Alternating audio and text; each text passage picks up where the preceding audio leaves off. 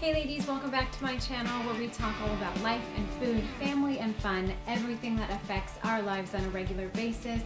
So if that is of interest to you, please consider subscribing. That's that little red button. I'm always like this. It's over there. Hit that button, and then when you do, a little bell will come up, and click that bell so you're notified of all videos, which I post every Tuesday and Thursday. Also follow me on Facebook at Heather Gerhardt11, Inspiring Women. I'll put the link in the description, and I post all the videos there, so you'll never miss one. Okay, so without further ado, I am going to give you my #1 tip for communicating with your spouse, your kids, people at work, communicating effectively, how to talk to them and hear them.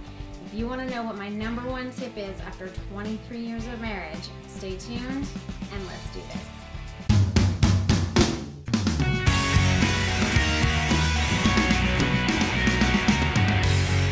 Okay, so most of us, when we are talking to someone else, especially if it's a difficult conversation where you don't agree, but even regular conversations in general, when you're talking to someone else, our typical response is to listen with the intent to respond. So when someone else is talking to you, you're already formulating how you're going to respond to them.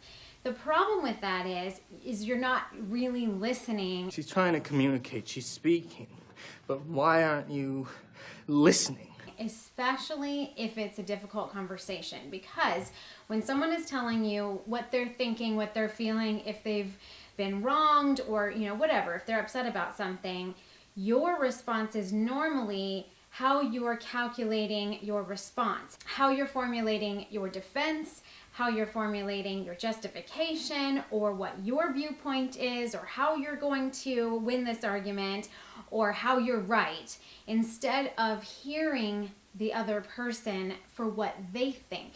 So my #1 tip is listen with the intent to hear, not with the intent to respond. That way, when the other person is talking, you are actually understanding their viewpoint, you're hearing their side of the story, you're getting how they're responding and how they feel about it, and then once you've heard them out, your response might be a little bit different than if you just reacted because you were partially listening to them but partially formulating your response. Now, it doesn't mean you have to agree with what they're saying. It doesn't mean that you have to just give in to what they're saying or that your opinion isn't valid. But it does allow the other person to feel heard, to feel listened to feel understood. And even if you don't agree, chances are you're going to understand each other better if you follow the plan of listening to hear and understand instead of listening to respond.